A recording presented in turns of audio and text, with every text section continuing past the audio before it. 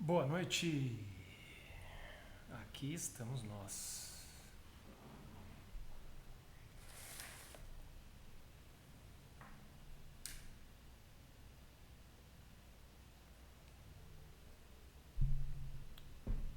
A linha que eu faço, a cada traço que eu traço, me envolve como um abraço forte que me serve de norte e, com sorte, me guia até você.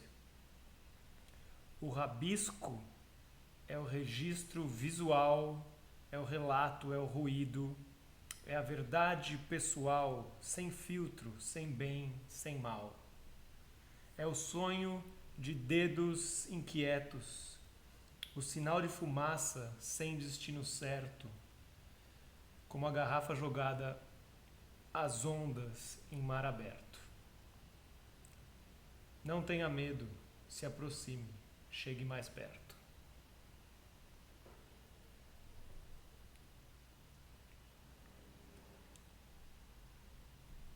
Bom,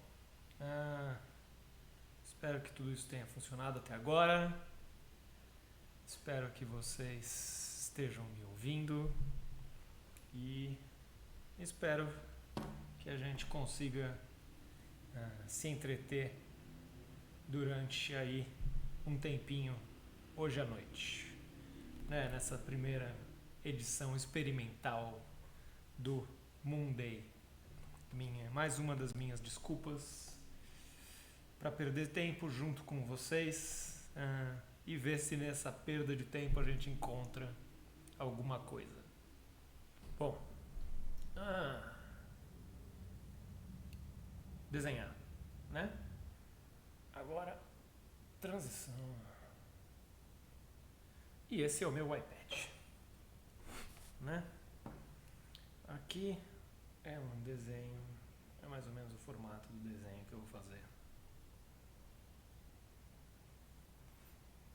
Minha ideia é fazer umas pessoas aí na frente da mercearia, que é esse bar do qual a livraria Ria faz parte, né?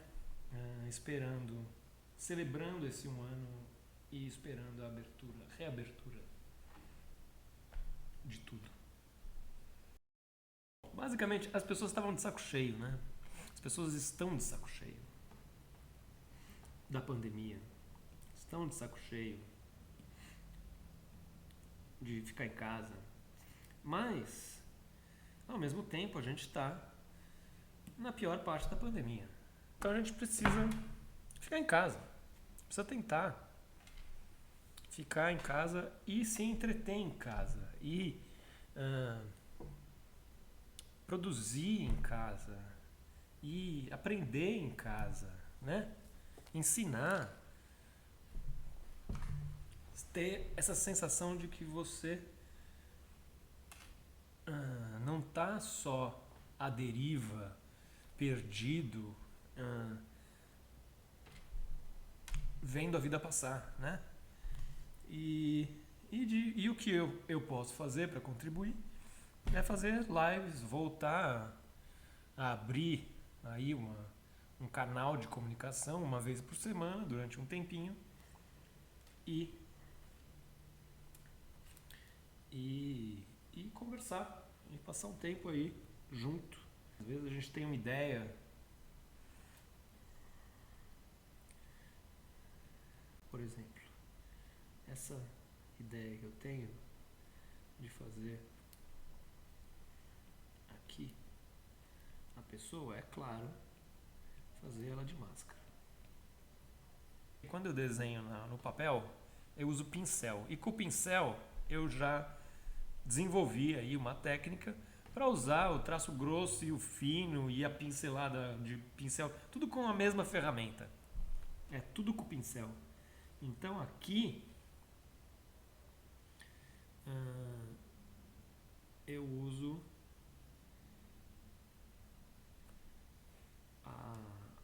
as ferramentas. Não tem uma ferramenta no Procreate ou no Clip Studio ou no Photoshop que me dê, sei lá, o mesmo resultado que o pincel. Então eu tenho aqui, parece que eu desenho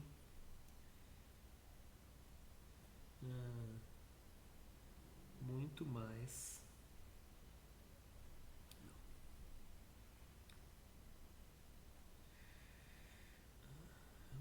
linear, assim, tem muito menos sombra, muito menos preto. Olha, por mais que eu consiga aí achar uma ferramenta em que eu consiga ter um traço fino e um traço grosso,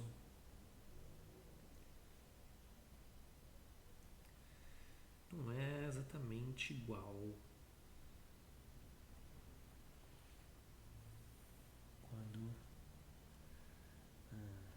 Não é exatamente igual quando eu faço esse final com o pincel. Por enquanto, para meio que tudo, embora fazer essa live seja um pouco vá contra meio que eu vou falar, né? A gente quer focar nessa nova história que a gente está fazendo, porque como a pandemia já fode todo o nosso cronograma e a gente desenha muito mais devagar, então a gente meio que está falando não para tudo e pensando só na história nova, para ver se ela anda. E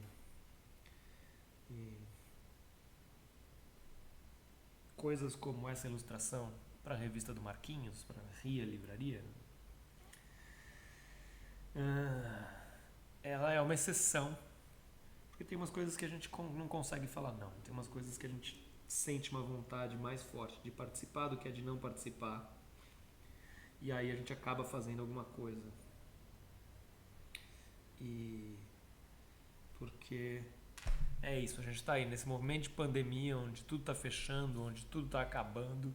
Então, um movimento de ter uma revista que fale de livros, que fale de literatura, que fale de quadrinhos, que fale de produção cultural, é um esforço que o Marquinhos e a equipe dele fazem, que é louvável. Então a gente tem que celebrar esse esforço e ajudar com o que a gente puder fazer. E a gente conhece o Marquinhos há muitos anos. Ele é um dos proprietários da Mercearia, que é um dos nossos bares favoritos. Um bar que apoia a cultura de uma maneira que poucos bares apoiam aqui em São Paulo. Então, a gente também tem que ajudar. Eu acho que o último quadrinho que eu li foi um quadrinho que chama Oleg, que é Frederick Peters, que é um autor suíço que ficou famoso porque ele fez um quadrinho chamado Pílulas Azuis. E ele fez diversos outros quadrinhos. Vários dos quadrinhos dele foram publicados aqui no Brasil pela editora Nemo, inclusive o Oleg, inclusive o Pílulas Azuis, que são dois quadrinhos que eu recomendo muito. Né? O Pílulas Azuis ele tem uns 20 anos e o Oleg é recente, saiu agora. E o Oleg é muito legal, é muito fácil de se relacionar com a história e com os dilemas do personagem principal. E o desenho do Frederick Peters ele desenha muito bem. Ele tem um desenho que acrescenta diversas camadas à história. porque isso é um negócio legal de fazer história em quadrinhos. A história em quadrinhos ela funciona em camadas, né? E então a gente fala em palestras com frequência que o que importa é a história, né? E o bom desenho é o desenho que conta aquela história. Então, depende da sua história, se você consegue contar o que você quer contar, com um desenho super rápido, com um desenho super ágil, com um desenho super simples, com um desenho super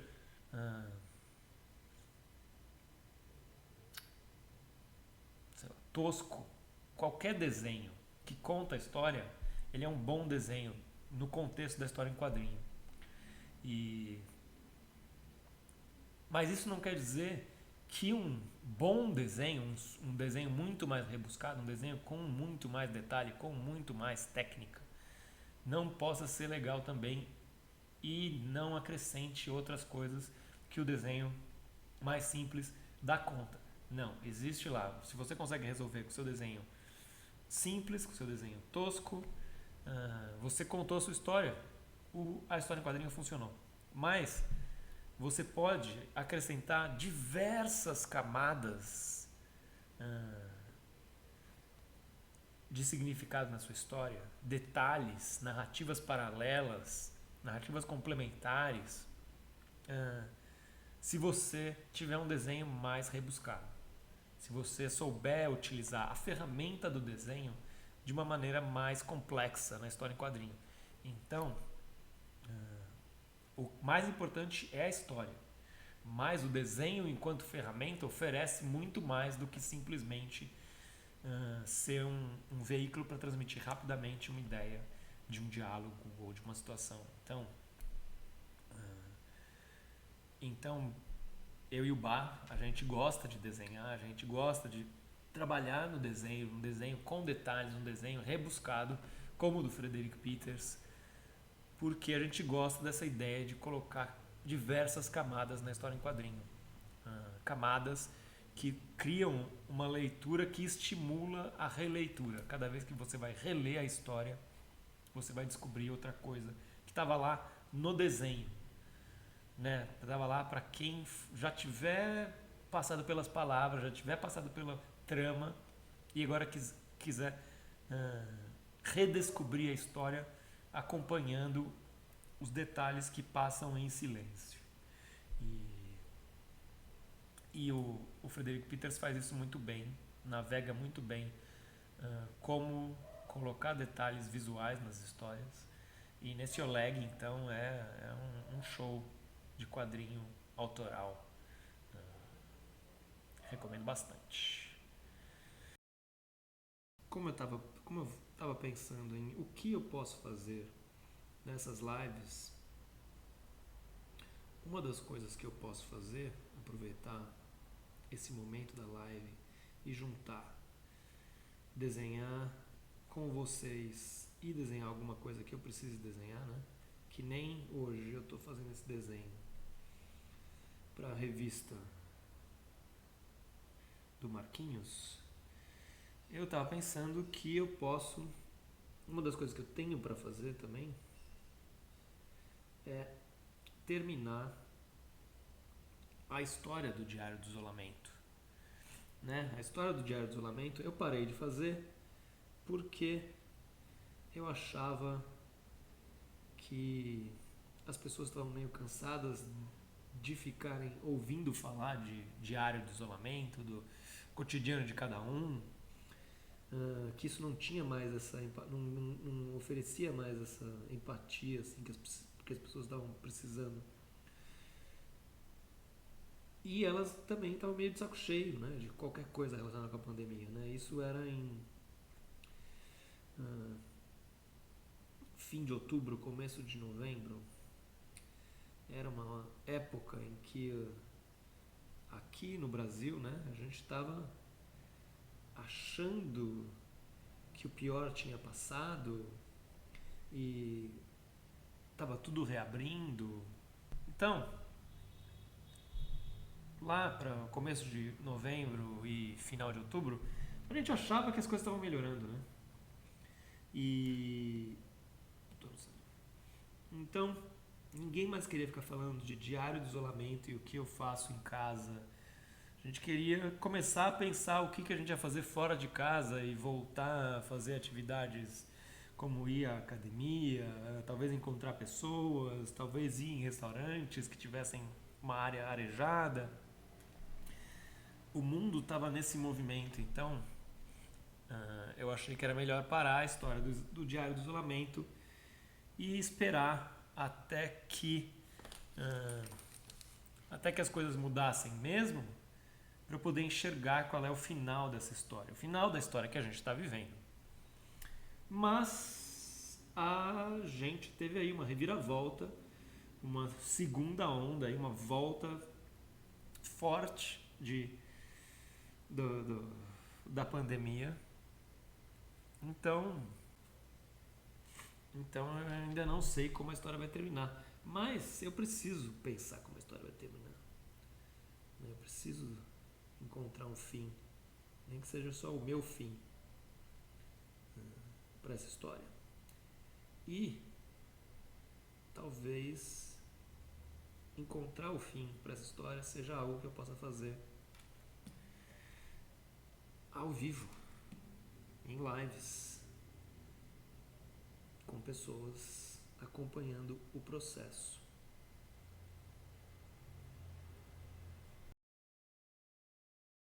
Agora eu tenho até segunda que vem, basicamente, até o final de semana, para entregar o desenho. E agora eu tenho esses dias aí, enquanto eu estiver desenhando a história com o Bar, para a gente pensar se tem mais alguma coisa que a gente pode colocar aqui. E algo que ajude a passar essa ideia de celebração de um ano. Da revista de um ano, da livraria. E aí, se eu tiver alguma ideia para dar essa reforçada, eu acrescento na imagem. Pode ser algo que eu escreva, né? Eu acho que provavelmente o que eu devo tentar pensar é num balão, numa frase, em alguma parte escrita que ajude aí a contar a história desse desenho. E a gente já está aqui há 1h30. Acho que 1h30 a gente pode considerar que sobrevivemos a essa experiência.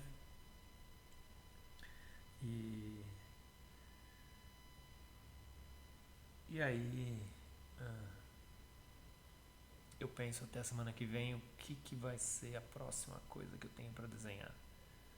Eu tenho algumas possibilidades que eu não vou contar agora, né? Fica para a próxima. E fica como uma surpresa da próxima. E enquanto isso, durante a semana, mantenham o distanciamento social. Usem máscara. Tentem não sair de casa, se possível. E pensem em como vocês podem ajudar a gente a passar por esse momento juntos de uma maneira melhor, né?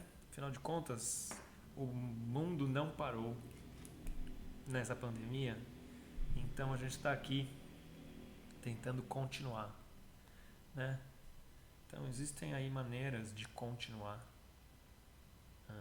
mesmo ficando em casa, mesmo longe uns dos outros, né? A gente pode, longe um dos outros, a gente pode continuar juntos. E uma das ideias dessas lives é fazer isso. E então espero que vocês tenham se divertido, espero que vocês tenham gostado. E vejo vocês na semana que vem.